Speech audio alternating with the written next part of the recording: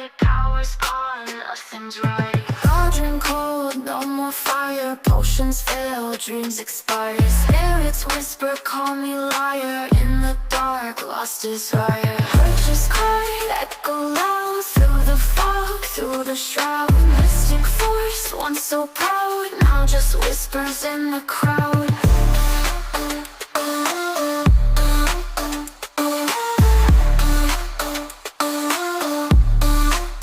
Babalan TV. Hello Virgo, welcome po sa inyong reading. So this is for February the 1st to February the 7th reading. Para po sa mga bago, don't forget to click the subscribe button, smash the like button, comment below kung kayo po ay nakaka-resonate, and hit the notification bell. Kung gusto niyo pong sumali sa ating live sessions, dun po yan sa ating kabilang channel, that is Babaylan TV. No? Nagla-live din po tayo doon, so that's interactive at pwede po kayong sumali. Ayan. So for those of you who's new to the channel, meron po kabilang channel. Kung hindi po kayo nakaka-resonate dito, baka nandoon ang inyong reading. Nakapost na rin po ang February the 1st to February the 7th. Might as well check on it. And I want you to know that this is a general reading. You may resonate with the entire reading or you may resonate with some bits and pieces of the reading. Magsimula na tayo. No? So, ang nakikita natin medyo nagbabago itong relationship natin. And I hope itong mga pagbabago is for the better. For, sabihin natin, for the yung ikauunlad, ikagaganda ng relasyon. So from what I am seeing in here that you're also healing some inner childhood wound, no? So parang meron tayong mga traumas from the past na medyo up until now, apektado tayo sa mga nagiging desisyon natin sa buhay. Let's say, merong sakunan, no? Na parang na-experience natin or close sa atin. So ngayon takot na tayong either sumakay sa eroplano, no, sumakay sa barko, what have you, because of fear, no? Yung iba nakikita ko naman, this is also you're conquering, no, the fear.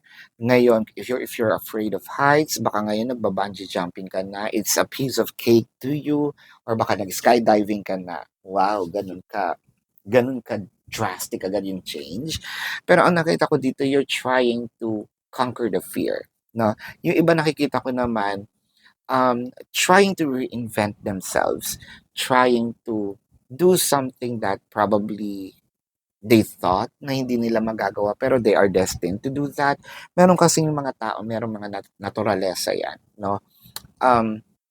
Let's say, you just found out, wala naman nagturo, no? Nag-try ka lang magluto. Tapos nasasarapan sila sa mga luto mo. It's a gift, di ba? Ngayon, parang sinabi mo, okay, I'm going to focus on this and probably mag-enroll ako for culinary, no? Para at least magkaroon ako ng proper knowledge, no? Pero the gift is already there. You did try it first, no? It's not imposed. Parang bigla na lang siyang dumating. Alright? And I'm seeing with the relationship is evolving. Ito nga yung sinasabi natin na hopefully, no, ito ay sa pagiging ikauunlad, no, ninyong dalawa. With the lovers in here, nagsimula kasi siya ng super focused, no? Nagsimula siya na sure ako na itong taong to ay para sa akin. Sure ako na siguro itong taong to, ito na yung akin tinatawag na forever, no? With the Two of Wands, medyo nagmadali tayo ng decision. Probably, ito ay bugso ng damdamin, no? Parang sinabi natin, susugalan ko na, kailangan ko ng mahuli. Ito yung mga nagmamadali sa pag-ibig. Hindi ko nilalahat, pero meron kasi din mga nagmamadali sa pag-ibig na up until now, sila, di ba? Parang kumain na ng mahabang panahon, they're still together, no? Yun yung mga blessed. Meron naman kasi karamihan, hindi sa lahat, again. Yung mga nagmamadali, ngayon, pag may dumating na iba, ayun, 'di ba? Nagkakalintik-lintik, no? With the Ace of Pentacles and the Five of Wands. So eto na nga, merong nagpakita. Whether this is you or your person, baka sabihin nyo, ay, baligtad po yung nangyari. That's okay. No? Baligtad, which means hindi po para sa akin, sa person ko po yung reading na yan. That's okay. What I am reading here is the dynamic. No? So, meron dumating, may nag-offer, may nagpakita ng kabaitan. Ayun. Someone placed in a competition. It could be a third-party competition. It could be for someone else's attention. Or kung sa trabaho ito, may dumating na sabihin natin, ay nag-Jollibee, nagbida-bida. So, nawala ang attention sa'yo, napunta sa kanya. And I feel like this person is a strong contender, no? Kasi knowledgeable din naman, katulad mo. And I'm seeing na parang neck to neck, no? Kung ito naman ay money, let's say, pinahiram natin or kailangan nating manghiram, merong isang pumasok na either, ay, alam mo ba, kakapahiram ko lang kay ganito. Ito lang, kaalis lang. Imbis na dapat para sa'yo, napunta sa iba. No? So with the hangman in here, medyo sinasabi mo, nandito tayo sa what if. Sayang pala, no? Kung pumunta ako dun mga 5 minutes ago, no, 5 minutes ahead of time, siguro nauna ko.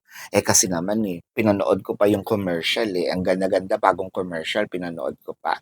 Naunahan tuloy ako, no? Or, if this is, let's say, sa trabaho, you became a little complacent, no?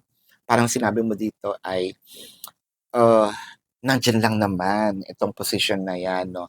Ayoko muna siyang kunin dahil baka mamaya ay sobrang dami kong gagawin. Total, nandiyan siya. Anytime, pwede kong kunin. Yun nga, may pumasok. Meron nagbida-bida. Ngayon, you are in a competition and it felt like, sana pala no nag-take advantage ako nung ako palang mag-isa, sana nasa akin siya. No? With the Queen of Cups, so parang sinasabi natin dito, you're asking yourself, akin pa rin ba kaya ang corona? With the Four of Wands, kasi nga, parang feeling natin, stable tayo. No? Things changed, things evolved, person changed, no? Especially when it comes to a given circumstances, whether they grow or whether they uh, experience some challenges, no? Kung nag-evolve sila, it's still evolving, magkaiba nga lang, no? In a two separate ways. Pero I feel like naging complacent tayo dun sa mga bagay-bagay na feeling natin hindi mawawala, hindi aalis. With the Queen of Cups, sa akin pa rin ba? With the Wheel of Fortune, ayan. Mababawi ko pa ba? Makukuha ko pa ba? No? What I am seeing with the Ace of Wands is a phallic card. Yung dating nawawalang passion natin, parang bumalik. So, kasi nga ba, it is because of dumating na yung competition. Kasi parang feeling natin, we already owned this specific energy, right? Let's say, etong wand na ito. Sabihin natin, napulot ko. And then, nandyan lang siya.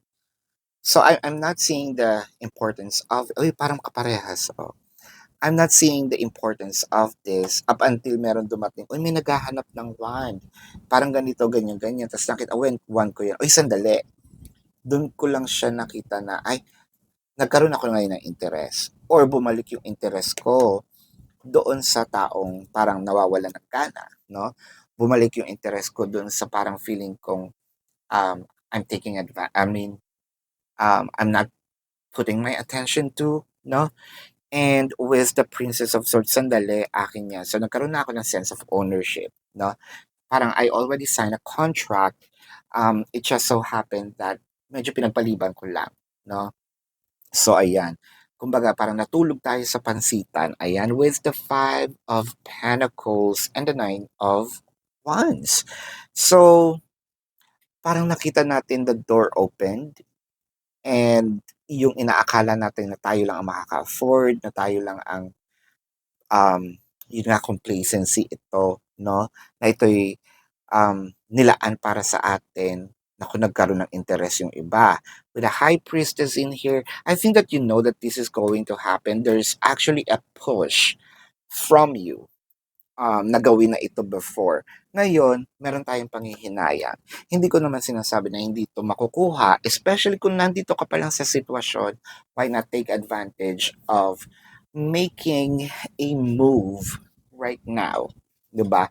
Kesa dumating pa tayo doon sa what if, what if. Ayan. So, ang bottom line is kumilos, parang wag nang ipagpabukas ang pwedeng gawin ngayon, no? Ayan. So, tingnan natin ang message ng universe para sa iyo, no, Virgo. At ipinapaalala ko lang po doon po sa kabilang channel, that is Babaylan TV. Nagla-live po tayo doon, ha? So, pwede kayong sumali. Ngayon, kung hindi niyo po maabutan, pwede kayong magtanong dito as long as the question po is answerable by yes or no. Ayan. Pero kung hindi po kayo papatulugin ng yes or no lang, dumiretso na po kayo doon sa ating website, no? Sa description box po ng video na ito, meron link ng aking website. Click the link. You will be routed to my website. Nandun po yung information, the name, amount, how much per question, no? Number, QR code for your reference. Ayan. I also created a 4 questions plus 1, so take advantage of it. And if you want to book a private reading, nandun din po siya.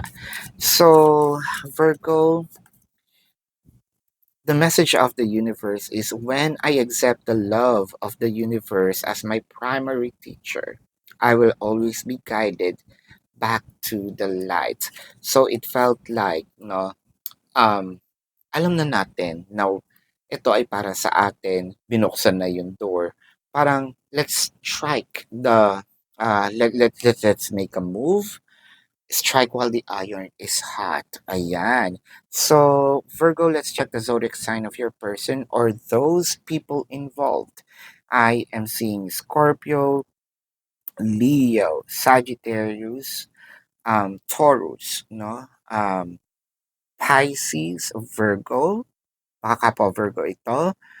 Did I just said Leo? Yes. Gemini, Capricorn, Cancer. Yeah, so this is your reading. Did I just said Leo? Yes.